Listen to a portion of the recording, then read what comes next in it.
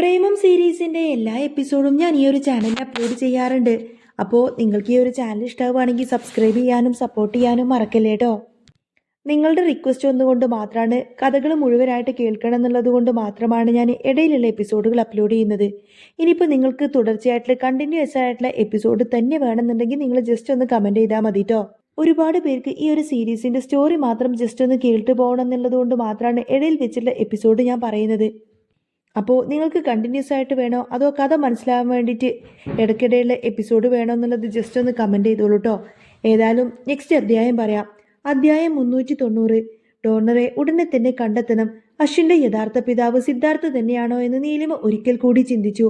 അവൾക്ക് അങ്ങനെ ആയിരിക്കാൻ സാധ്യതയില്ല എന്ന് തോന്നിയപ്പോൾ അതിനെക്കുറിച്ച് ചിന്തിക്കുന്നത് നിർത്തി. എങ്കിലും മനസ്സിൻ്റെ ഉള്ളിൽ അശ്വിൻ സിദ്ധാർത്ഥിൻ്റെ യഥാർത്ഥ മകനാണ് എന്നുള്ളൊരു തോന്നലുണ്ടായിരുന്നു. അതൊരു പക്ഷേ അവർ ഒരുമിച്ച് താമസിക്കുന്നത് കൊണ്ടുള്ള തോന്നലായിരിക്കാമെന്ന് കരുതി. പക്ഷേ ഇടയ്ക്ക് ഈ ചിന്ത അവളുടെ മനസ്സിൽ വന്നുകൊണ്ടേയിരുന്നു. അവൾക്കതിനെക്കുറിച്ച് ചിന്തിക്കാതിരിക്കാൻ കഴിയുന്നില്ല. സമയം കടന്നുപോയിക്കൊണ്ടേയിരുന്നു. അശ്വിൻ നല്ല ക്ഷീണത്തിലായിരുന്നത് കൊണ്ട് തന്നെ ഉണർന്നിരുന്നില്ല. നീലിമ അവൻ്റെ അരികിലേക്ക് തന്നെയിരുന്നു. അവൾക്ക് അശ്വിൻ്റെ ഭാവിയെക്കുറിച്ച് ചിന്തിക്കാതിരിക്കാൻ കഴിഞ്ഞില്ല. സത്യത്തിൽ അശ്വിൻ എന്തെങ്കിലും ദുഃഖമുണ്ടെങ്കിൽ ആരോടും പറയാനില്ല. അവൻ തന്നോട് പോലും എല്ലാ സങ്കടങ്ങളെല്ലാം തന്നെ മറച്ചു വെക്കാനാണ് ഇതുവരെ ശ്രമിച്ചിട്ടുള്ളത്. അങ്ങനെയുള്ള കുഞ്ഞിന് ഓരോ കാര്യങ്ങൾ സംഭവിക്കുമ്പോൾ അവൾക്ക് വല്ലാത്ത വിഷമം തോന്നി.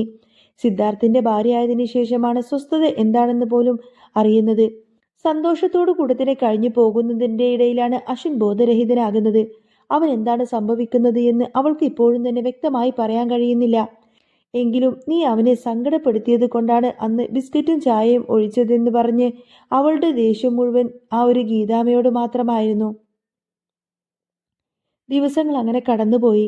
വല്ലാതെ വേദന തോന്നിയെങ്കിലും അശ്വിൻ അവളോട് കളിക്കുകയും സംസാരിക്കുകയും ചെയ്യുന്നത് കൊണ്ട് തന്നെ അവൾ പതിയെ സാധാരണ ജീവിതത്തിലേക്ക് മടങ്ങി വന്നു. ഒരു ദിവസം നീലിമ അവന് ഭക്ഷണം എടുത്തു വന്നു. അവൻ ബോധം കെട്ട് ഹോസ്പിറ്റൽ മുറിയിൽ കിടക്കുന്നത് കണ്ട് ഉടനെ തന്നെ അവൾ ഡോക്ടറെ വിളിച്ചു.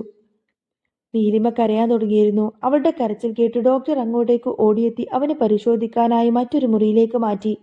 ഉടനെ സർജറി വേണമെന്നവർ പറഞ്ഞു. അപ്പോൾ സിദ്ധാർത്ഥ് കൂടെ ഉണ്ടായിരുന്നു. അവൾക്ക് വല്ലാത്ത വിഷമം തോന്നി. എങ്കിലും മാറി നിൽക്കാൻ ശ്രമിച്ചുവെങ്കിലും ഇടയ്ക്ക് കണ്ണുകൾ നിറഞ്ഞൊഴുകുന്നുണ്ടായിരുന്നു. അത് സിദ്ധാർത്ഥിനെയും വേദനിപ്പിച്ചു.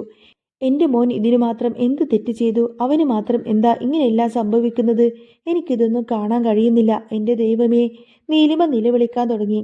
സിദ്ധാർത്ഥ അവളെ ചേർത്ത് പിടിച്ചുകൊണ്ട് പറഞ്ഞു, നീ കരയാതെ ഇരിക്കുന്ന നീലിമ, ഞാൻ എല്ലാം ശരിയാക്കി തരാം. അവന് യാതൊന്നും തന്നെ സംഭവിക്കില്ല. അവനെ ഞാൻ തിരികെ കൊണ്ടുവരും. നീ എന്നൊന്ന് വിശ്വസിക്ക് പ്ലീസ് നീലിമ, സിദ്ധാർത്ഥ പറഞ്ഞു.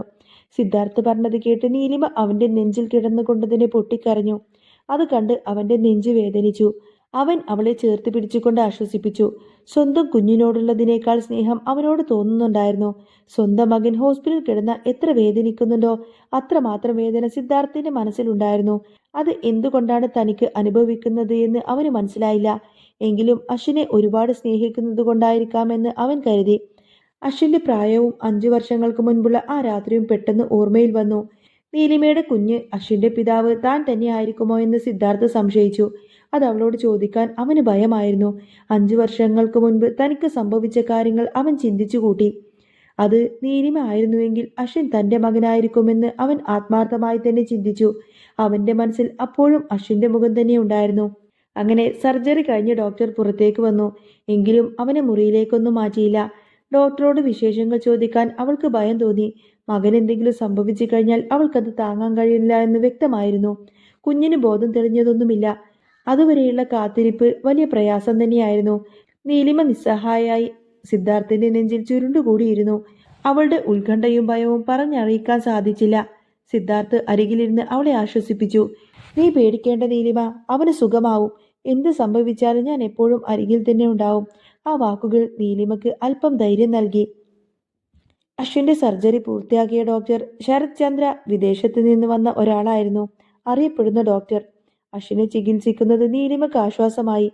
ഡോക്ടർ അവരുടെ അരികിലേക്ക് വന്ന് പറഞ്ഞു, നമ്മൾ വിചാരിച്ചത്ര എളുപ്പമൊന്നുമല്ല കാര്യങ്ങൾ. സമയം വളരെ കുറച്ചേ ഉള്ളൂ. ഒരാഴ്ചക്കുള്ളിൽ മജ്ജ മാറ്റി വെക്കണം. എങ്കിൽ മാത്രമേ കുഞ്ഞിന് ഭേദമാവുകയുള്ളൂ. അത് കേട്ട് നീലിമയും സിദ്ധാർത്ഥും ആകെ ഞെട്ടി. മറ്റൊരു മാർഗവുമില്ലേ എന്ന് സിദ്ധാർത്ഥ് ചോദിച്ചു. നീലിമയുടെ കൈയും കാലും എല്ലാം തന്നെ വിറക്കുന്നുണ്ടായിരുന്നു. അവൾക്ക് സംസാരിക്കാൻ പോലും ആവുന്നില്ല. അന്നേരം ഡോക്ടർ പറയുന്നുണ്ട്, ഞാൻ പരമാവധി ശ്രമിക്കുന്നുണ്ട്, പക്ഷേ മറ്റൊരു മാർഗവും ഇതുവരെ കണ്ടെത്തിയിട്ടില്ല. നമുക്ക് മുന്നിലുള്ളത് ഈ ഒരേ ഒരു വഴി മാത്രമാണ്. അന്നേരം നീലിമ ചോദിക്കുന്നുണ്ട്, ഇപ്പോ എങ്ങനെയുണ്ട് മോൻക്ക്? എനിക്കൊന്ന് കയറി കാണാൻ പറ്റുമോ? ബോധം വന്നതിന് ശേഷം കണ്ടാ മതിയെന്നും അവന് വിശ്രമം വേണമെന്നും ഡോക്ടർ പറയാണ്. മജ്ജ മാറ്റിവെക്കൽ ശസ്ത്രക്രിയ ഉടനെ തന്നെ നടത്തിയില്ല എങ്കിൽ അപകടമാണെന്നും അദ്ദേഹം ഓർമ്മിപ്പിച്ചു. സിദ്ധാർത്ഥിന്റെ മുഖത്തെ ദയനീയത കണ്ട് ഡോക്ടർ പറഞ്ഞു, കുട്ടിയുടെ പിതാവിനെ തന്നെ വേണമെന്നില്ല. DNA മാച്ച് ആകുന്ന ആരുടെയെങ്കിലും മതി. പക്ഷേ ഇതൊരു റയർ ഗ്രൂപ്പ് ആയതുകൊണ്ട് തന്നെ കണ്ടെത്താനും പ്രയാസമാണ്. റയർ ബ്ലഡ് ഗ്രൂപ്പ് ആയതുകൊണ്ട് തന്നെ പലരും അത് നൽകാൻ തയ്യാറായിരുന്നില്ല. ഭയപ്പെടേണ്ട, ഡോണറെ കണ്ടുപിടിക്കാൻ സാധിക്കുമെന്ന് വിശ്വസിക്കാം എന്നും പറഞ്ഞ് ഡോക്ടർ അവിടെ നിന്നും പോവാണ്. വൈകുന്നേരം അശ്വിനെ മുറിയിലേക്ക് മാറ്റി. ഇനിയും അവനോട് സത്യം പറയാതിരിക്കാൻ കഴിയില്ല എന്ന് അവർ തീരുമാനിച്ചു. സ്കൂളിൽ പോവാൻ കഴിയാത്ത കാരണം അവൻ അന്വേഷിക്കാനിടയുണ്ട്.